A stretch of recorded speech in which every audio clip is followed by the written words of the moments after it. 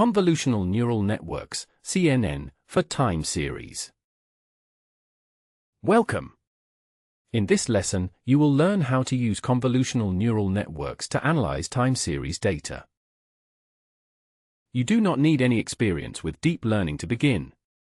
We will start with basics and build step by step. Let us get started. Running the cell now. What is a time series? A time series is a list of values measured in order by time.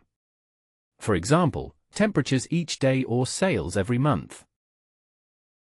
CNNs can help you find patterns in these sequences. Running the cell now. We import warnings, Pandas, Numpy, and Matplotlib. These help us deal with data, numbers, and plots. Pandas lets us handle tables of data. Numpy is for math with arrays. Matplotlib shows charts and graphs. Running the cell now. Data setup. We will use monthly airline passenger data for this lesson. This data shows how many people flew each month for several years. Running the cell now. Now we download the airline passengers data from a website. We use Pandas to read the file and parse dates. Let us print the shape. That tells us rows and columns. We show the first few lines to get a quick look. Running the cell now. Try loading the data with a different CSV link for practice. Let us look at the data over time as a line chart. We set the figure size for better view. The x-axis is months. The y-axis is how many passengers. A title helps us remember what we are looking at. X label shows the time. Y label shows count. Now you can see how the number of passengers changes. Running the cell now. What is a convolutional neural network, CNN? CNNs are smart computer models that can find patterns in data that happens in order, such as pictures or time series.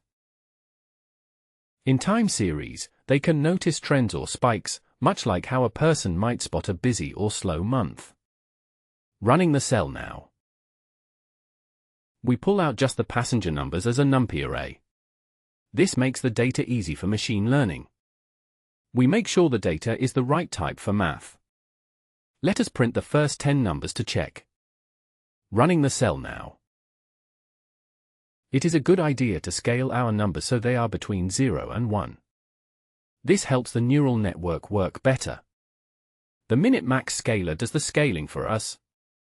We reshape the array to fit the scaler and flatten it after. Let us look at the results. Running the cell now. Next, we break up the data for training and testing.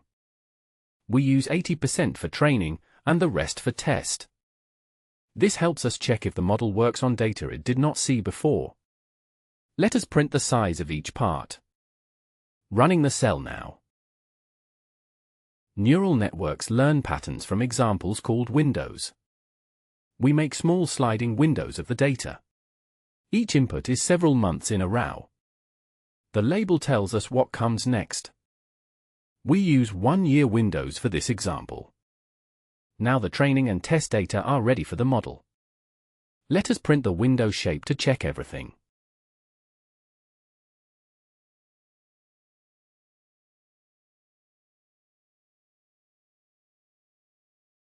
Running the cell now.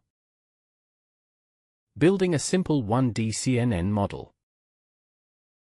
We will use the Keras library to build our model. Keras makes creating neural networks simple, even for beginners. Let us get started by importing what we need. Running the cell now. We import the TensorFlow library, which is used for deep learning. Keras is a friendly tool inside TensorFlow for building models. Layers are the building blocks of neural networks. Running the cell now. CNNs expect input with 3 parts: number of samples, time steps, and features. We add a new axis to fit what Keras needs. Let us see the shape to confirm. Running the cell now. Now we build a simple sequential model, which means layers stack in order.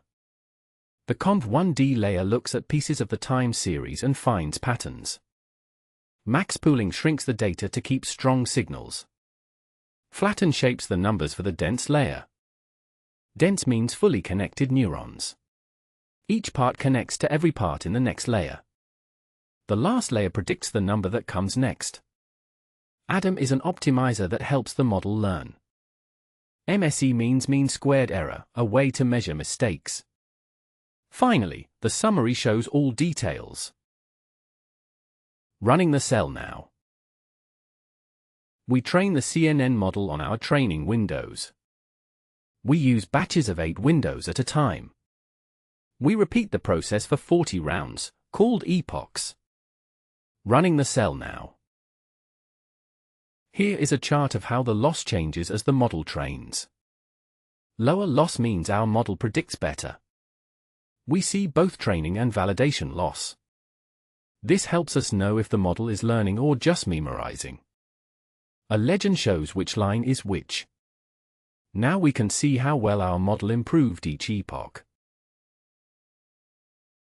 Running the cell now. Now we use our CNN model to predict future passenger numbers. We undo the scaling so values are on the original scale. We plot actual values and predictions to compare. If the lines are close, our model did a good job. Let us see how well it learned the pattern.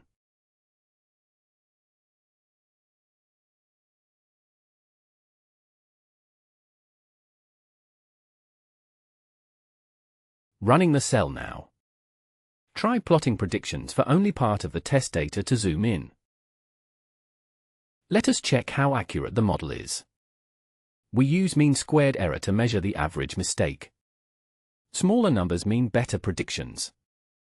Let us print the mean squared error now. Running the cell now. Extra, try your own data. Can you load a different time series dataset from the list below and repeat the steps? Daily minimum temperatures, weather. Shampoo sales, retail forecasting. Co-concentrations, climate change. Running the cell now. It is important to avoid overfitting. Overfitting means a model works well on the training data, but not on new data. Here, we add dropout layers. Dropout randomly turns off parts of the network during training. This technique helps our model generalize instead of memorizing. The rest of the model is the same. Let us see the model summary with dropout included.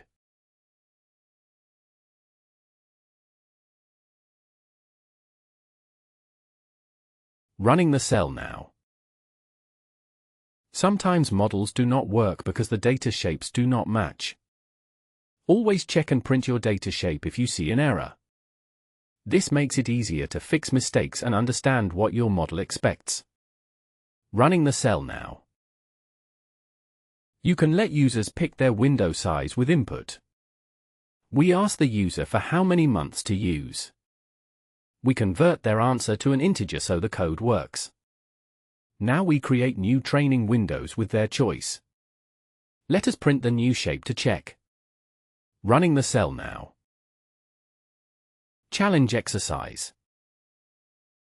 Try changing the CNN model's layers or number of filters. See how your results improve or change. Can you beat your first model? Running the cell now. Recap: CNNs for time series. You learned what a time series is. You prepared data for a CNN. You built, trained, and tested a simple 1D CNN.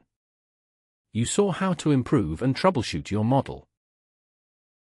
Practice on new datasets and try different CNN shapes as you gain confidence. Running the cell now. Thank you for learning with us. If you found this lesson helpful, please like and subscribe to our channel for more tutorials. What would you like to learn next? Leave your ideas in the comments. Running the cell now. Try building a CNN for one of the other datasets for extra practice. Thank you for watching. Where should we go next in deep learning? Tell us below.